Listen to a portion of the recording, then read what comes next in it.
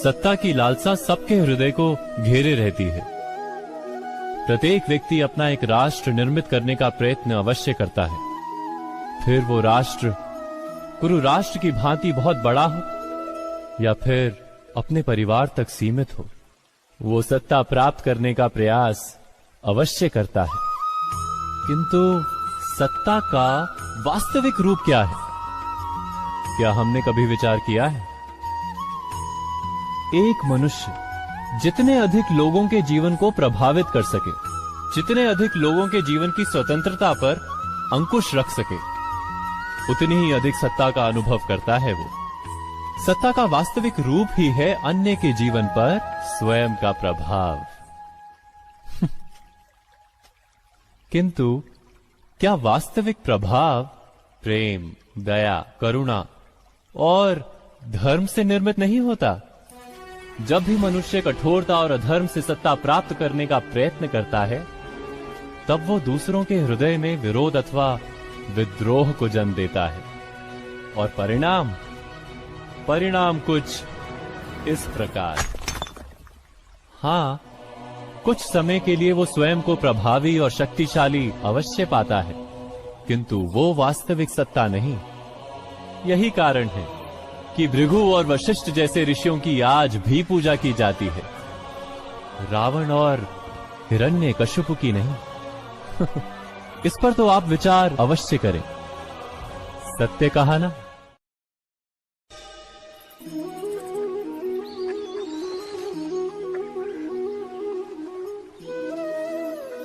समय के आरंभ से ही मनुष्य को एक प्रश्न सदा पीड़ा देता है कि वो अपने संबंधों में अधिकतम सुख और कम से कम दुख किस प्रकार प्राप्त कर सकता है। क्या आपके सारे संबंधों ने आपको संपूर्ण संतोष दिया है? विचार कीजिए। हमारा जीवन संबंधों पर आधारित है, हमारी सुरक्षा संबंधों पर आधारित है। इसी कारण हमारे जीवन के सारे सुखों का आधार भी संबंध है। किंतु फिर भी हमें संबंधों में ही अधिकतर दुख क्यों प्राप्त होते हैं? सदा ही संघर्ष भी संबंधों से ही उत्पन्न क्यों हो जाते हैं? कभी विचार किया है? जब कोई व्यक्ति किसी अन्य व्यक्ति के विचार अथवा कार्य को स्वीकार नहीं करता, उसमें परिवर्तन करने का प्रयत्न करता है, तो संघर्ष जन्म लेता है। अर्थात जितना अधिक अस्वीकार उतना ही अधिक संघर्ष, और जितना अधिक स्वीकार उतना ही अधिक सुख। क्या ये वास्तविकता नहीं? यदि मनुष्य स्वयं अपनी अपेक्षाओं पर अंकुश रखे, अपने विचारों को परखे, किसी अन्य व्यक्ति में परिवर्तन करने का प्रयत्न ना कर स्वयं अपने भीतर परिवर्तन करने का प्रयास करे, तो क्या संबंधों में संतोष प्राप्त करना इतना कठिन? अर्थात क्या स्वीकार ही संबंध का वास्तविक अर्थ नहीं? स्वयं विचार कीजिए।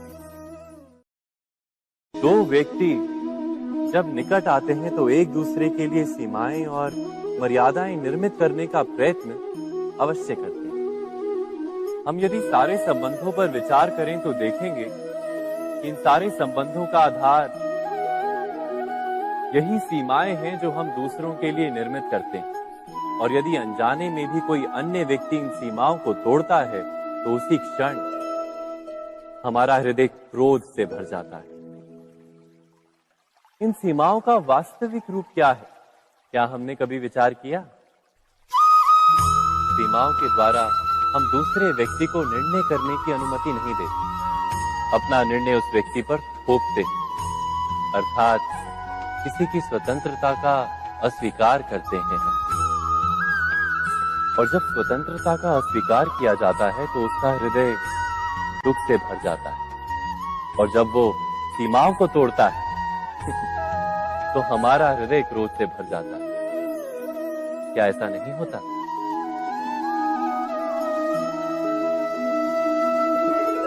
पर यदि एक दूसरे की स्वतंत्रता का सम्मान किया जाए तो किसी मर्यादाओं या सीमाओं की आवश्यकता ही नहीं होती।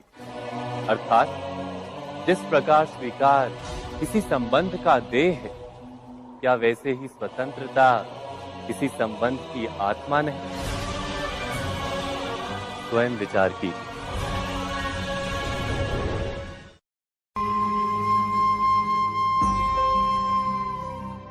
प्रत्येक मनुष्य के जीवन में ऐसा क्षण अवश्य आता है जब सारे स्वप्न, सारी आशाएं, सारे दृश्य ध्वस्त हो जाते हैं। जीवन के सारे आयोजन ही बिखर जाते हैं। एक और धर्म होता है और दूसरी ओर सुख। इसी को धर्म संकट कहते हैं। जब धर्म का वहन ही संकट हो और धर्म का त्याग ही सुख हो। विचार कीजिए, कभी किसी स्वजन के विरुद्ध सत्य बोलने का अवसर प्राप्त हो जाता है, कभी ठीक दरिद्रता के समय सरलता से चोरी करने का मार्ग प्राप्त हो जाता है, कभी किसी शक्तिशाली राजनेता या राजा के कर्मचारी का अधर्म प्रकट हो जाता है। सबके जीवन में ऐसी घटना बनती ही रहती है। अधिकतर लोग ऐसे किसी क्षण को धर्म संकट के रूप में जान ही नहीं पाते। हमें किसी प्रकार के संघर्ष का अनुभव ही नहीं होता। सहजता से सुख की ओर खींचे चले जाते हैं, जैसे मक्खी गुड़ की ओर खींची चली जाती। वास्तव में धर्म संकट का क्षण ईश्वर के निकट जाने का क्षण होता है। यदि हम संघर्षों से भयभीत ना हो, सुख की ओर आकर्षित ना हो, अपने धर्म पर दृढ़ रहे, तो ईश्वर का साक्षात्कार दूर नहीं।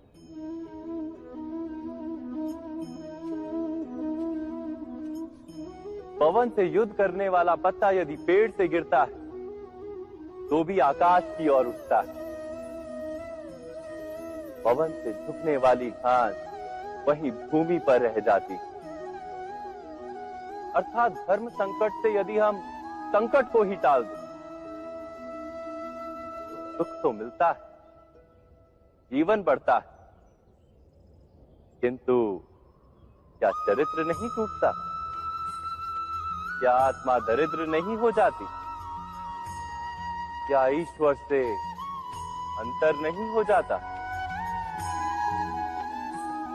स्वयं विचार कीजिए।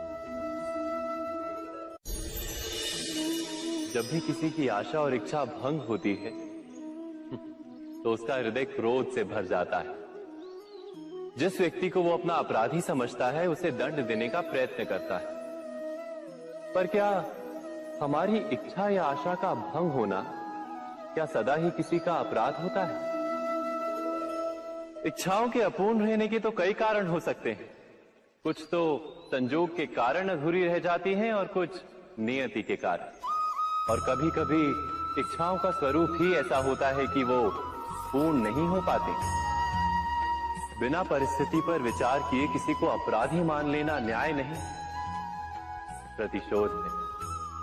न्याय का आधार तो दया है, करुणा है, और प्रतिशोध का आधार क्रोध, अहंकार। अर्थात हृदय में करुणा धारण किए बिना किसी के अपराध के विषय में विचार करना, किसी को दंड देना, क्या अपने आप में ही अन्याय नहीं? स्वयं विचार कीजिए।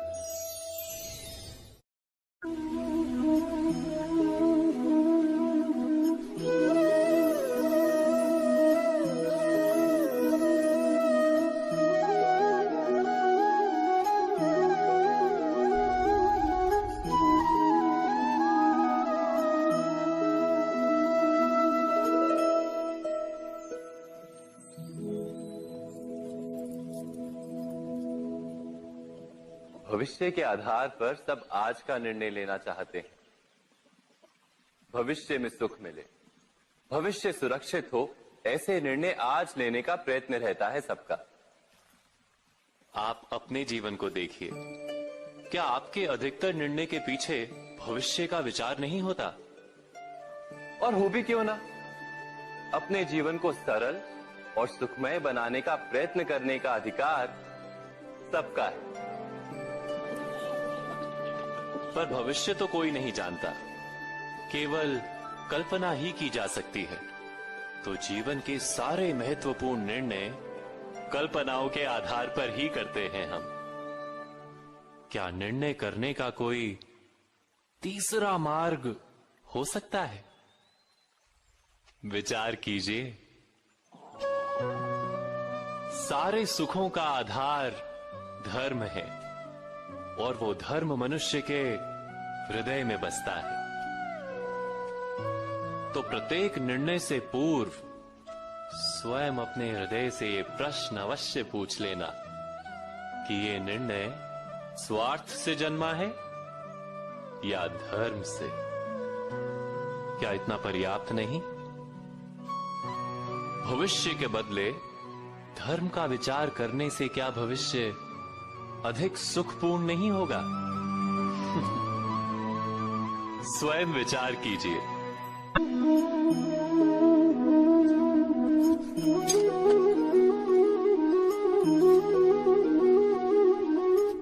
भविष्य का दूसरा नाम है संघर्ष।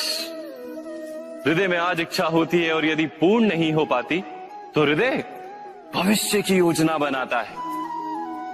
भविष्य में इच्छा पूर्ण होगी ऐसी कल्पना करता रहता है, किंतु जीवन ना तो भविष्य में है ना अतीत में। जीवन तो इस क्षण का नाम, अर्थात इस क्षण का अनुभव ही जीवन का अनुभव। पर हम ये जानते हुए भी इतना सा सत्य समझ नहीं पाते। या तो हम बीते हुए समय के स्मरणों को घेर कर बैठे रहते हैं, या फिर आने वाले समय के लिए हम योजनाएं बनाते रहते हैं। और जीवन जीवन बीत जाता है। एक सत्य यदि हम हृदय में उतार लें कि ना हम भविष्य देख सकते हैं, ना ही भविष्य निर्मित कर सकते हैं, हम तो केवल धैर्य और साहस के साथ भविष्य को आलिंगन दे सकते हैं, स्वागत कर सकते हैं भविष्य का। तो क्या जीवन का हर पल जीवन से नहीं भर जाएगा? स्वयं विचार कीजिए।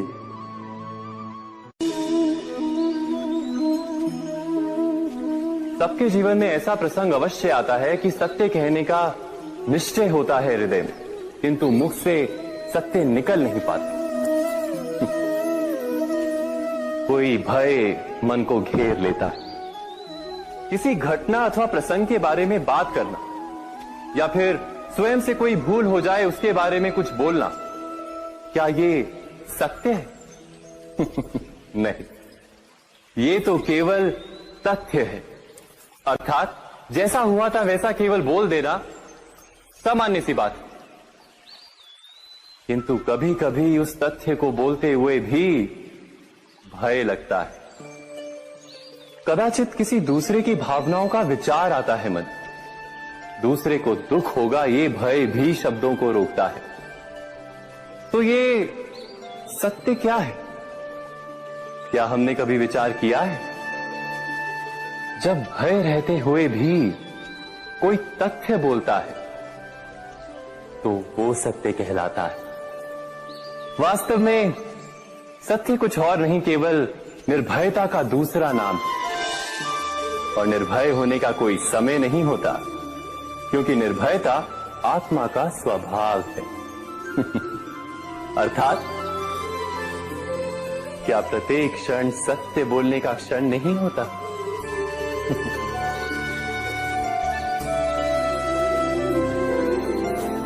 स्वयं विचार कीजिए।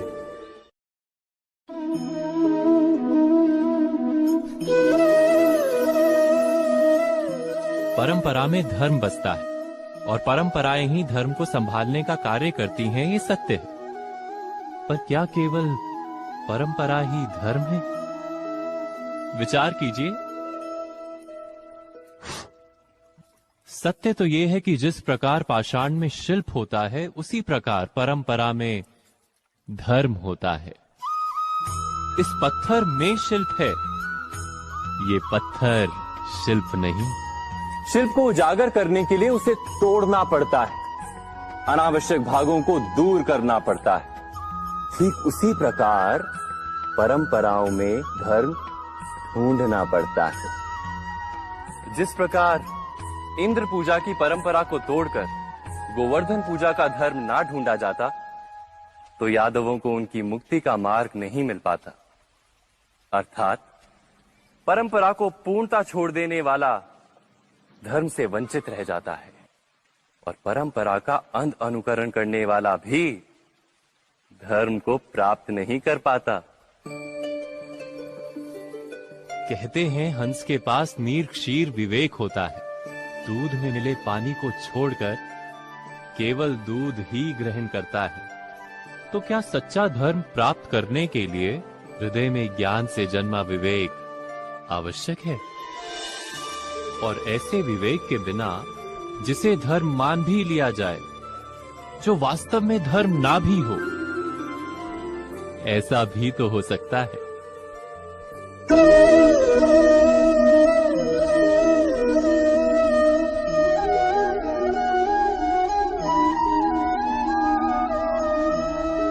महाभारत का ये युद्ध, महाभारत की ये कथा अनेक सत्यों को प्रस्थापित करती है। महानतम सत्य ये कि अलगपन और भिन्नता ही अधर्म का मूल है, और एकात्मता ही धर्म का आधार है। कैसे? स्वयं विचार कीजिए। मनुष्य का हृदय सुख की आशाओं से, सत्ता और संपत्ति की इच्छाओं से घिरा रहता है सदा। किंतु सामान्य रूप से मनुष्य अपने माता पिता, संतानों, भाई बहन या पत्नी के साथ उचित व्यवहार ही करता है, कोई अन्याय नहीं करता। वो सुख और संपत्ति को समान भागों में बांटकर भोगता है, क्योंकि वो ये जानता है कि उसके सुख का आधार है उसका परिवार, उसके सुख का कारण है उसका परिवार। मनुष्य ये भी जानता है कि उसका सुख समाज से आता है, किंतु वो समाज के साथ अन्याय कर लेता है, समाज का शोषण कर लेता है, क्योंकि वो समाज को अपने सुख का कारण नहीं मानता, वो समाज को अपने सुख का साधन मानता है। भेद है तो कारण और साधन में। मनुष्य को जब ये बोध हो जाता है कि सारा संसार परमात्मा का ही रूप है, प्रत्येक जीव परमात्मा का ही अंश है, अर्थात कोई पराया नहीं, सब अपने, ये सारा संसार अपना ही है, अपना ही परिवार है, तो क्रोध का कोई कारण ही नहीं रह जाता। सारे संघर्ष, सारा वैर, सारा प्रतिशोध नष्ट हो जाता है। अंतर में परमात्मा और संसार में एकात्मता, यही धर्म का मूल सिद्धांत है। महाभारत की ये यात्रा क्रोध से बोध की यात्रा है, भिन्नता से एकात्मता की यात्रा है। भूमि पर वास करने वाली प्रजा जब तक इस महाभारत की कथा को अपने स्मरणों में जीवित रखेगी, तब तक ऐसा विध्वंस पुनः नहीं होगा। कोई भी शक्ति इसकी महत्ता का वस्त्र हरण नहीं कर पाएगी। इस यात्रा में मेरे साथ प्रवास करने वालों को मैं अभिनंदन देता हूं। उनके हृदय में धर्म का बीज स्थापित, कल्याण, संसार का कल्याण। ओम सहना भवतु। ईश्वर हमारा रक्षण करे। सहनो भुनक्तु, हम सब मिलकर सुख भोगे। सहवीर्यम करवावहै, एक दूसरे की प्रयास करें। तेजस्विनावधितमस्तु, हम सबका जीवन तेज से भर जाए। मा विद्विषावहै, परस्पर कोई द्वेष या ईर्ष्या ना हो।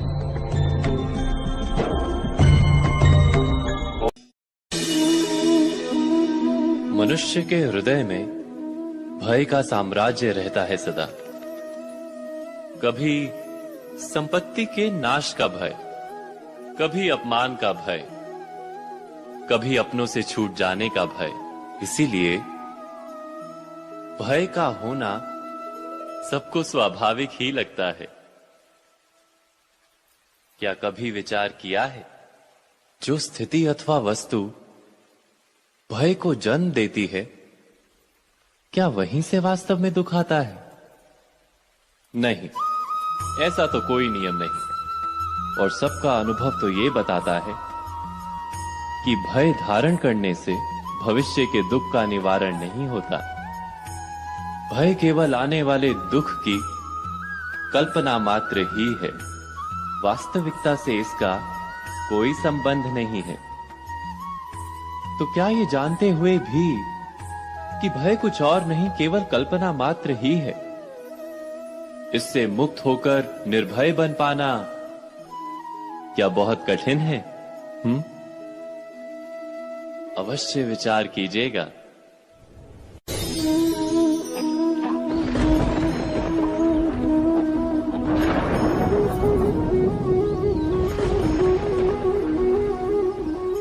सपनों और पूर्वाभासों के आधार पर हम भविष्य के सुख दुख की कल्पना करते हैं।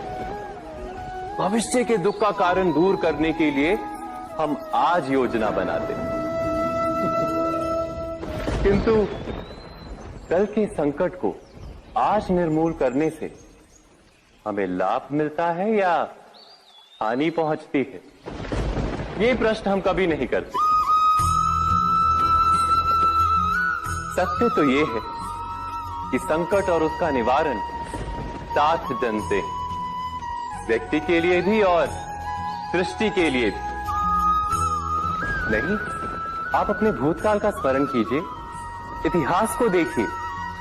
आप तुरंत ही ये जान पाएंगे कि जब जब संकट आता है तब तब उसका निवारण करने वाली शक्ति भी जन्म लेती है।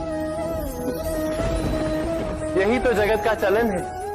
वस्तुतः संकट ही शक्ति के जन्म का कारण है। प्रत्येक व्यक्ति जब संकट से निकलता है तो एक पद आगे बढ़ा होता है, अधिक चमकता है, आत्मविश्वास से अधिक भरा होता है, न केवल अपने लिए अपितु विश्व के लिए भी।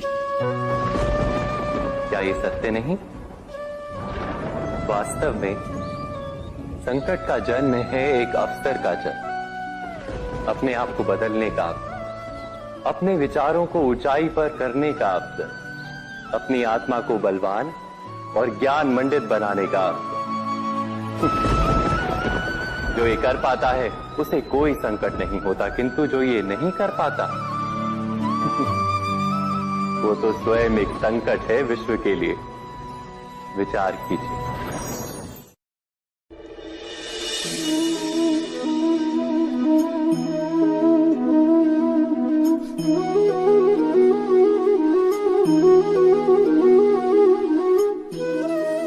जीवन का हर क्षण निर्णय का क्षण होता है। प्रत्येक पद पर दूसरे पद के विषय में कोई निर्णय करना ही पड़ता है, और निर्णय अपना प्रभाव छोड़ जाता है। आज किए गए निर्णय भविष्य में सुख अथवा दुख निर्मित करते हैं, ना केवल अपने लिए, अपने परिवार के लिए भी, आने वाली पीढ़ियों के लिए भी। जब कोई दुविधा सामने आती है तो मन व्याकुल हो जाता है, अनिश्चय से भर जाता है। निर्णय का वो क्षण युद्ध बन जाता है और मन बन जाता है युद्ध भूमि। अधिकतर निर्णय हम दुविधा का उपाय करने के लिए नहीं, केवल मन को शांत करने के लिए लेते हैं। पर क्या कोई दौड़ते हुए भोजन कर सकता है? नहीं। तो क्या युद्ध से जूझता हुआ मन कोई योग्य निर्णय ले पाएगा? वास्तव में शांत मन से जब कोई निर्णय करता है तो अपने लिए सुखद भविष्य बनाता है, किंतु अपने मन को शांत करने के लिए जब कोई निर्णय करता है तो वो व्यक्ति भविष्य में अपने लिए कांटों भरा वृक्ष लगाता है। स्वयं विचार कीजिएगा।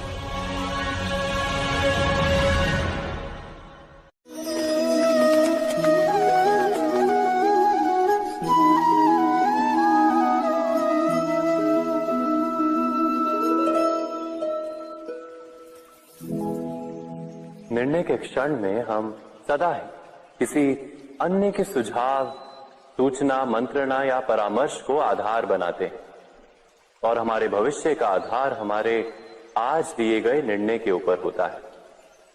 तो क्या हमारा भविष्य किसी अन्य के परामर्श, किसी अन्य के सुझाव का फल है? क्या हमारा संपूर्ण जीवन किसी अन्य की बुद्धि का परिणाम? क्या हमने कभी विचार किया है? सबका अनुभव है कि भिन्न भिन्न लोग एक ही स्थिति में भिन्न भिन्न परामर्श देते हैं। मंदिर में खड़ा भक्त कहता है कि दान करना चाहिए और चोर कहता है यदि अवसर मिले तो इस मूर्ति के श्रृंगार चुरा। धर्म से भरा हृदय धर्ममय सुझाव देता है और अधर्म से भरा हृदय अधर्म का परामर्श देता है। धर्ममय सुझाव का स्वीकार ही मनुष्य को सुख की ओर ले जाता है, किंतु ऐसे परामर्श का स्वीकार करना तभी संभव होता है जब हृदय में धर्म हो। अर्थात किसी का सुझाव अथवा परामर्श स्वीकार करने से पूर्व स्वयं अपने हृदय में धर्म को स्थापित करना क्या आवश्यक नहीं? स्वयं विचार कीजिए।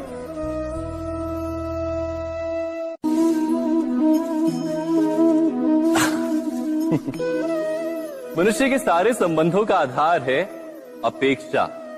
पति कैसा हो जो मेरा जीवन सुख और सुविधा से भर दे? पत्नी कैसी हो जो सदैव मेरे प्रति समर्पित रहे? संतान कैसी हो जो मेरी सेवा करे, मेरा आदेश माने?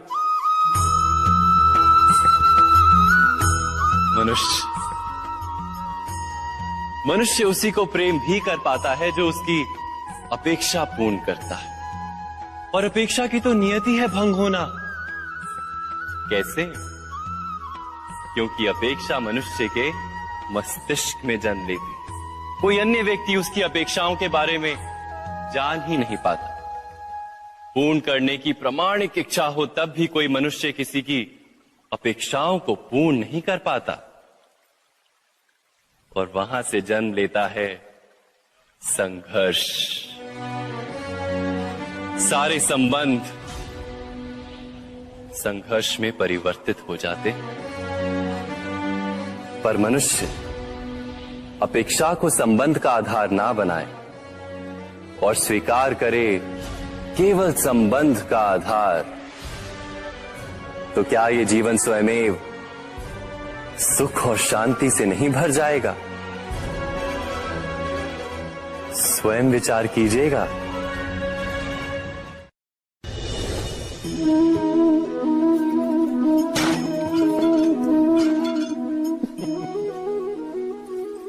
कभी कभी कोई घटना मनुष्य के जीवन की सारी योजनाओं को तोड़ देती और मनुष्य उस आघात को अपने जीवन का केंद्र मान लेता।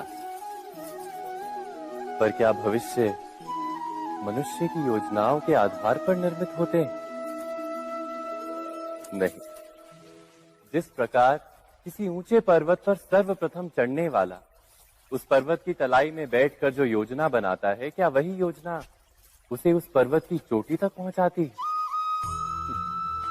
नहीं। वास्तव में वो जैसे जैसे ऊपर चढ़ता है वैसे वैसे उसे नई नई चुनौतियां, नई नई विडंबनाएं, नए नए अवरोध मिलते हैं। प्रत्येक पद पर वो अपने अगले पद का निर्णय करता है। प्रत्येक पद पर उसे अपनी योजनाओं को बदलना पड़ता है। कहीं पुरानी योजना उसे खाई में ना ढकेल दे। वो पर्वत को अपने योग्य नहीं बना पाता, केवल स्वयं को पर्वत के योग्य बना सकता है। क्या जीवन के साथ भी ऐसा ही नहीं? जब मनुष्य जीवन में किसी एक चुनौती को, एक अवरोध को अपने जीवन का केंद्र मान लेता है, अपने जीवन की गति को ही रोक देता है, तो वो अपने जीवन में सफल नहीं बन पाता और ना ही सुख और शांति प्राप्त कर पाता।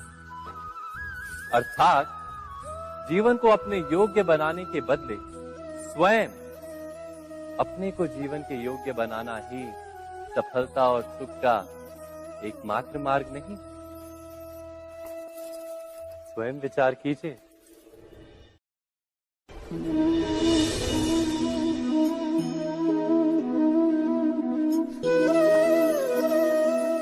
सत्ता की लालसा सबके हृदय को घेरे रहती है। प्रत्येक व्यक्ति अपना एक राष्ट्र निर्मित करने का प्रयत्न अवश्य करता है। फिर वो राष्ट्र कुरु राष्ट्र की भांति बहुत बड़ा हो या फिर अपने परिवार तक सीमित हो, वो सत्ता प्राप्त करने का प्रयास अवश्य करता है। किंतु सत्ता का वास्तविक रूप क्या है? क्या हमने कभी विचार किया है?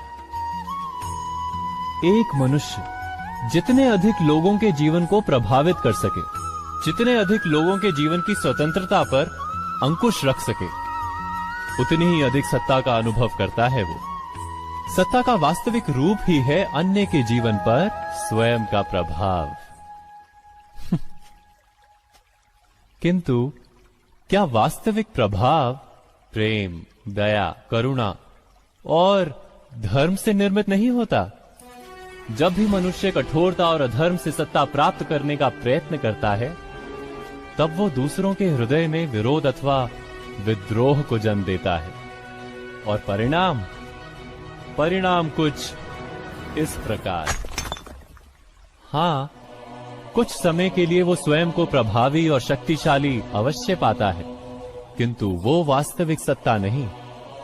यही कारण है कि भृगु और वशिष्ठ जैसे ऋषियों की आज भी पूजा की जाती है, रावण और हिरण्यकशिपु की नहीं। इस पर तो आप विचार अवश्य करें। सत्य कहा ना?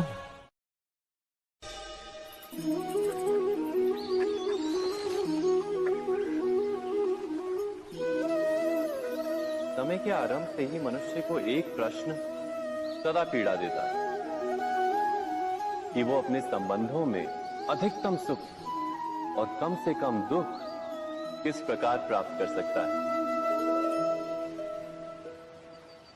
क्या आपके सारे संबंधों ने आपको संपूर्ण संतोष दिया है? विचार कीजिए।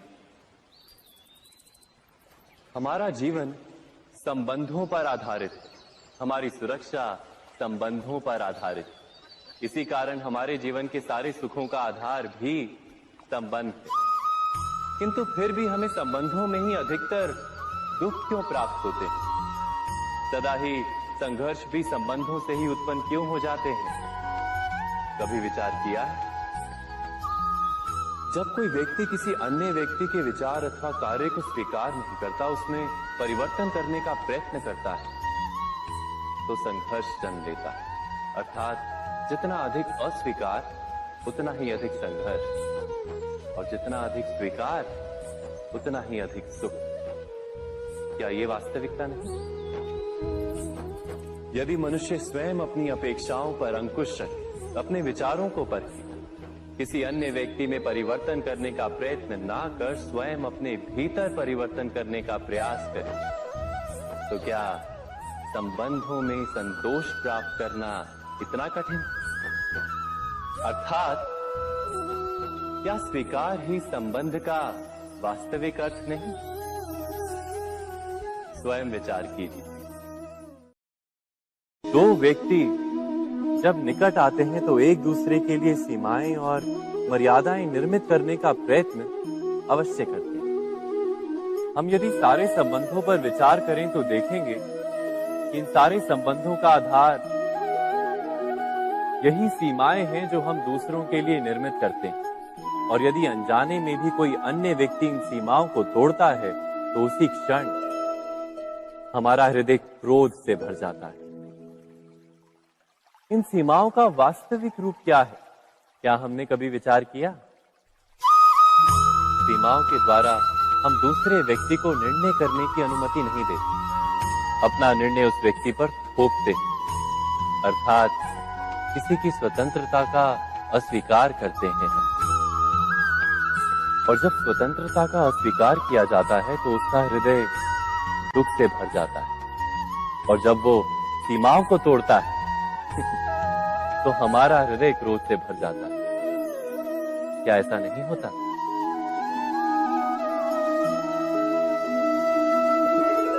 पर यदि एक दूसरे की स्वतंत्रता का सम्मान किया जाए तो किसी मर्यादाओं या सीमाओं की आवश्यकता ही नहीं होती। अर्थात जिस प्रकार स्वीकार किसी संबंध का देह है, क्या वैसे ही स्वतंत्रता किसी संबंध की आत्मा नहीं? स्वयं विचार कीजिए।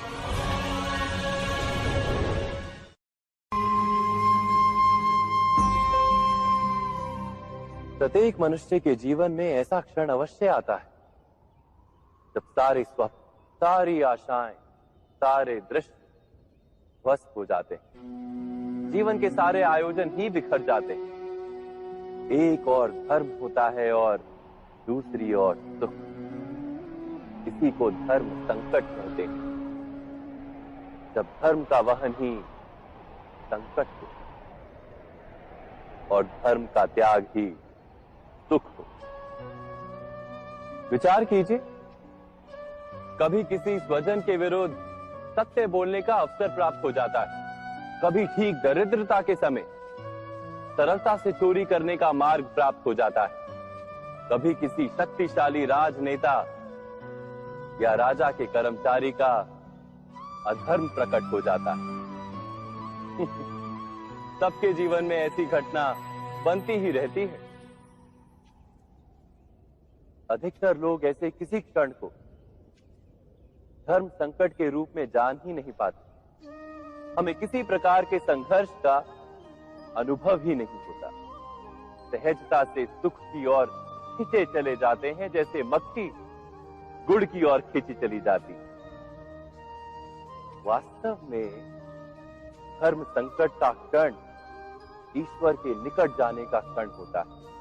यदि हम संघर्षों से भयभीत ना हो, सुख की ओर आकर्षित ना हो, अपने धर्म पर दृढ़ रहे, तो ईश्वर का साक्षात्कार दूर नहीं।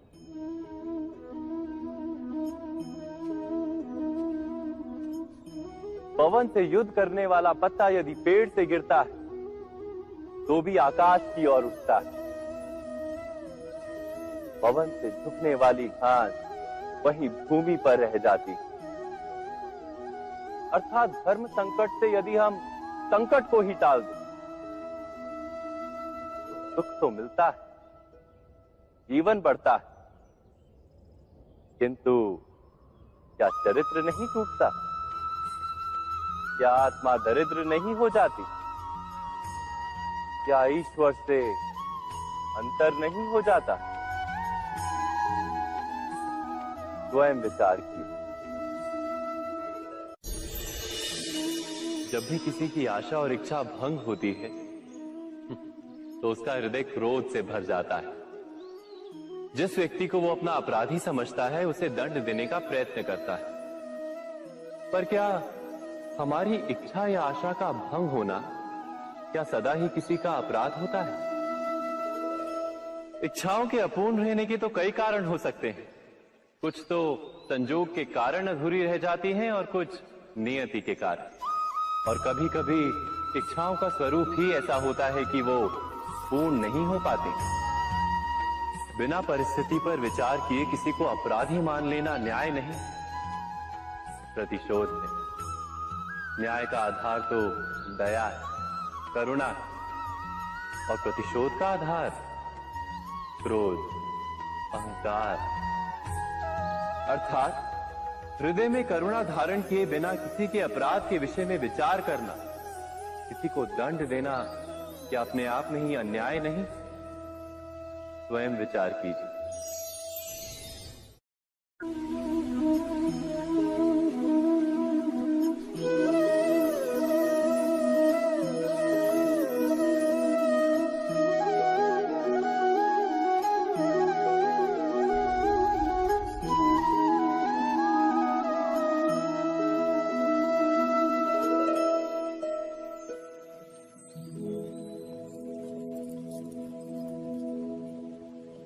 भविष्य के आधार पर सब आज का निर्णय लेना चाहते हैं।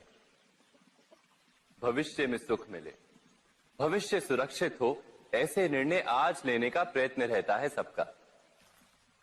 आप अपने जीवन को देखिए, क्या आपके अधिकतर निर्णय के पीछे भविष्य का विचार नहीं होता? और हो भी क्यों ना, अपने जीवन को सरल और सुखमय बनाने का प्रयत्न करने का अधिकार सबका है। पर भविष्य तो कोई नहीं जानता, केवल कल्पना ही की जा सकती है। तो जीवन के सारे महत्वपूर्ण निर्णय कल्पनाओं के आधार पर ही करते हैं हम। क्या निर्णय करने का कोई तीसरा मार्ग हो सकता है? विचार कीजिए। सारे सुखों का आधार धर्म है, और वो धर्म मनुष्य के हृदय में बसता है। तो प्रत्येक निर्णय से पूर्व स्वयं अपने हृदय से ये प्रश्न अवश्य पूछ लेना कि ये निर्णय स्वार्थ से जन्मा है या धर्म से? क्या इतना पर्याप्त नहीं? भविष्य के बदले धर्म का विचार करने से क्या भविष्य अधिक सुखपूर्ण नहीं होगा? स्वयं विचार कीजिए।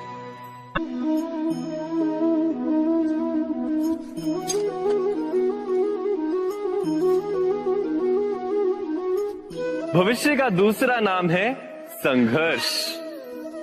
हृदय में आज इच्छा होती है और यदि पूर्ण नहीं हो पाती तो हृदय भविष्य की योजना बनाता है।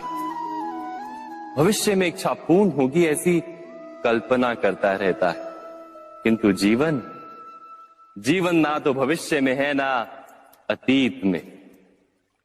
जीवन तो इस क्षण का नाम, अर्थात इस क्षण का अनुभव ही जीवन का अनुभव। पर हम ये जानते हुए भी इतना सा सत्य समझ नहीं पाते। या तो हम बीते हुए समय के स्मरणों को घेर कर बैठे रहते हैं, या फिर आने वाले समय के लिए हम योजनाएं बनाते रहते हैं। और जीवन जीवन बीत जाता है। एक सत्य यदि हम हृदय में उतार लें कि ना हम भविष्य देख सकते हैं, ना ही भविष्य निर्मित कर सकते हैं, हम तो केवल धैर्य और साहस के साथ भविष्य को आलिंगन दे सकते हैं, स्वागत कर सकते हैं भविष्य का। तो क्या जीवन का हर पल जीवन से नहीं भर जाएगा? स्वयं विचार कीजिए।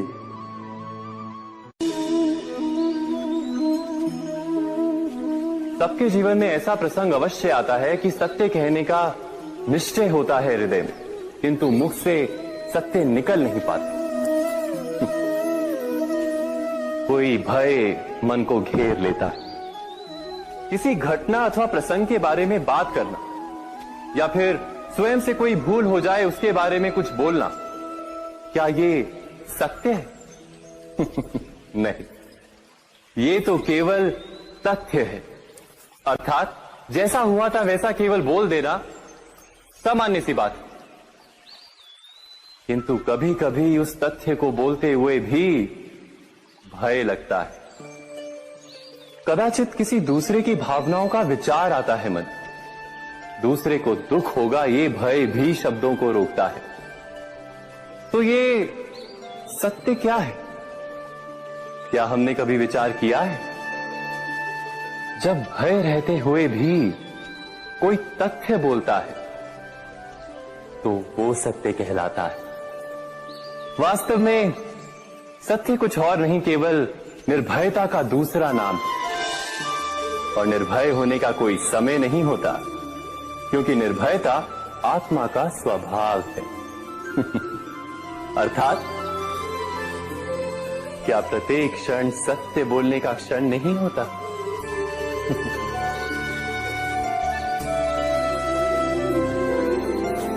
स्वयं विचार कीजिए।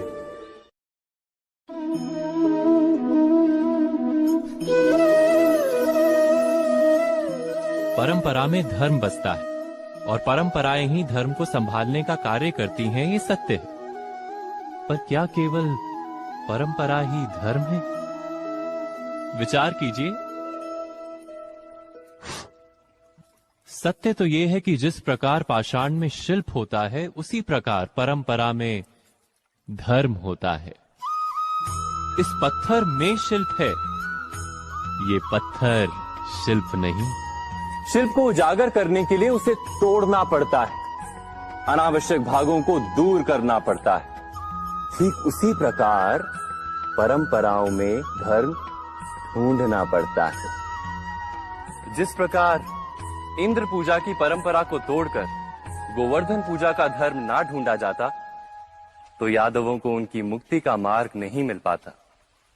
अर्थात परंपरा को पूर्णता छोड़ देने वाला धर्म से वंचित रह जाता है, और परंपरा का अंध अनुकरण करने वाला भी धर्म को प्राप्त नहीं कर पाता। कहते हैं हंस के पास नीर क्षीर विवेक होता है। दूध में मिले पानी को छोड़कर केवल दूध ही ग्रहण करता है। तो क्या सच्चा धर्म प्राप्त करने के लिए हृदय में ज्ञान से जन्मा विवेक आवश्यक है? और ऐसे विवेक के बिना जिसे धर्म मान भी लिया जाए, जो वास्तव में धर्म ना भी हो, ऐसा भी तो हो सकता है।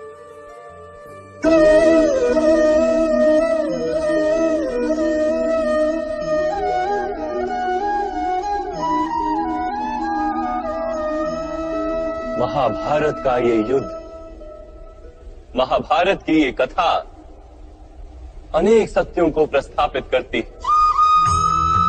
महानतम सत्य ये कि अलगपन और भिन्नता ही अधर्म का मूल है, और एकात्मता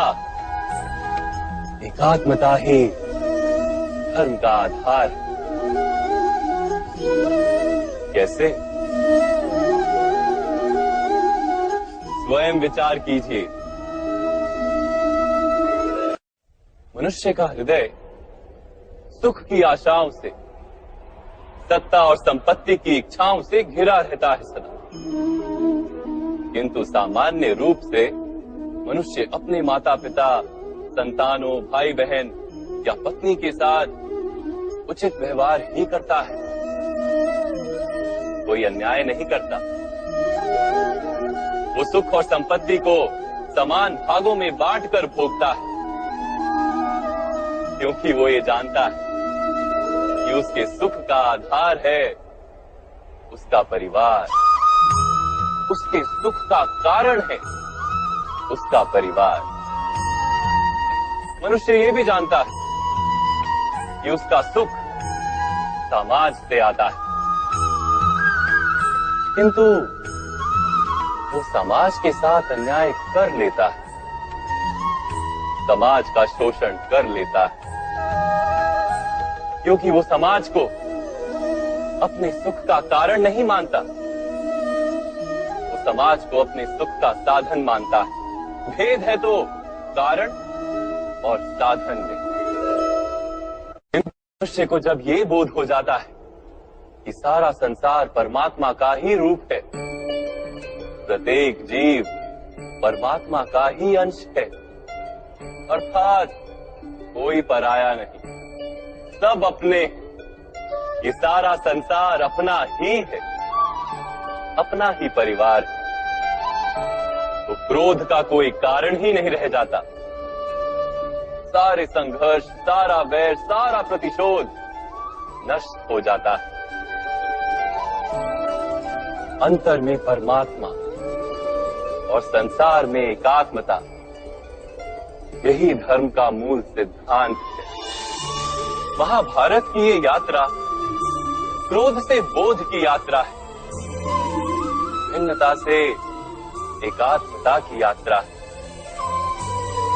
भूमि पर वास करने वाली प्रजा जब तक इस महाभारत की कथा को अपने स्मरणों में जीवित रखेगी, तब तक ऐसा विध्वंस पुनः नहीं होगा। कोई भी शक्ति इसकी महत्ता का वस्त्र हरण नहीं कर पाएगी। इस यात्रा में मेरे साथ प्रवास करने वालों को मैं अभिनंदन देता हूं। उनके हृदय में धर्म का बीज स्थापित, कल्याण, संसार का कल्याण। ओम सहना भवतु। ईश्वर हमारा रक्षण करे। सहनो भुनक्तु। हम सब मिलकर सुख भोगे। सहवीर्यम करवावहे। एक दूसरे के लाभ प्रयास करें। तेजस्विनावधितमस्तु। हम सबका जीवन तेज से भर जाए। मां विद्विषावहे। परस्पर कोई द्वेष या ईर्ष्या ना हो।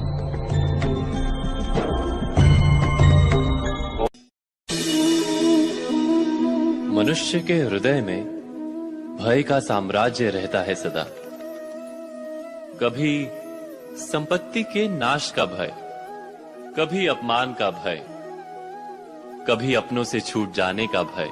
इसीलिए भय का होना सबको स्वाभाविक ही लगता है। क्या कभी विचार किया है, जो स्थिति अथवा वस्तु भय को जन्म देती है, क्या वहीं से वास्तव में दुख आता है?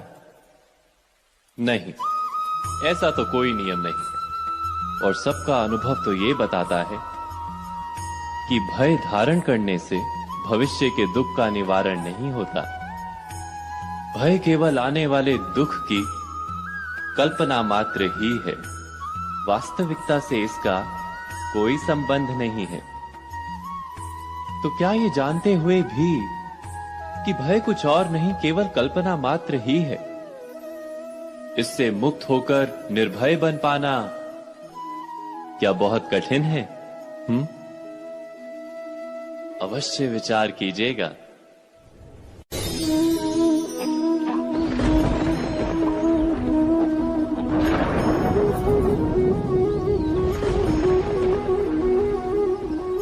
शकुनों और पूर्वाभासों के आधार पर हम भविष्य के सुख दुख की कल्पना करते हैं। भविष्य के दुख का कारण दूर करने के लिए हम आज योजना बनाते हैं। किंतु कल के संकट को आज निर्मूल करने से हमें लाभ मिलता है या हानि पहुंचती है, ये प्रश्न हम कभी नहीं करते। सत्य तो ये है कि संकट और उसका निवारण साथ जनते हैं, व्यक्ति के लिए भी और सृष्टि के लिए भी। नहीं, आप अपने भूतकाल का स्मरण कीजिए, इतिहास को देखिए। आप तुरंत ही ये जान पाएंगे कि जब जब संकट आता है, तब तब उसका निवारण करने वाली शक्ति भी जन्म लेती है। यही तो जगत का चलन है। वस्तुतः संकट ही शक्ति के जन्म का कारण है। प्रत्येक व्यक्ति जब संकट से निकलता है तो एक पद आगे बढ़ा होता है, अधिक चमकता है, आत्मविश्वास से अधिक भरा होता है, न केवल अपने लिए अपितु विश्व के लिए भी। क्या ये सत्य नहीं? वास्तव में संकट का जन्म है एक अवसर का जन्म, अपने आप को बदलने का अवसर, अपने विचारों को ऊंचाई पर करने का अवसर, अपनी आत्मा को बलवान और ज्ञान मंडित बनाने का अवसर। जो ये कर पाता है उसे कोई संकट नहीं होता, किंतु जो ये नहीं कर पाता वो तो स्वयं एक संकट है विश्व के लिए। विचार कीजिए। हरे कृष्ण कृष्ण कृष्ण